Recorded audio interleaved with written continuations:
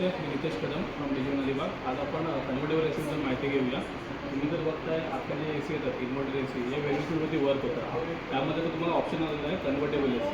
तर काहीमध्ये तुम्हाला 5 in 1 convertible आहे, काहीमध्ये तुम्हाला 6 in 1 कन्व्हर्टेबल आहे, तर काहीमध्ये तुम्हाला 7 in 1 कन्व्हर्टेबल आहे. तुम्ही ए सीमध्ये बघा तुम्हाला या इथे ऑप्शन दिलेला असतो 40%, 60%, 80%, 100%.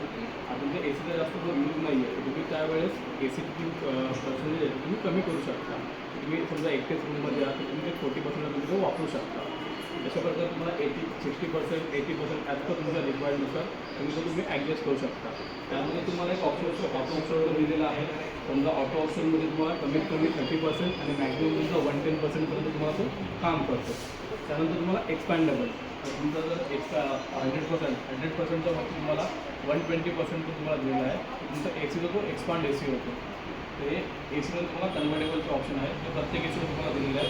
तुम्ही तुमच्या ॲज पर रिक्वायरनुसार त्याला यूज करू शकता. धन्यवाद.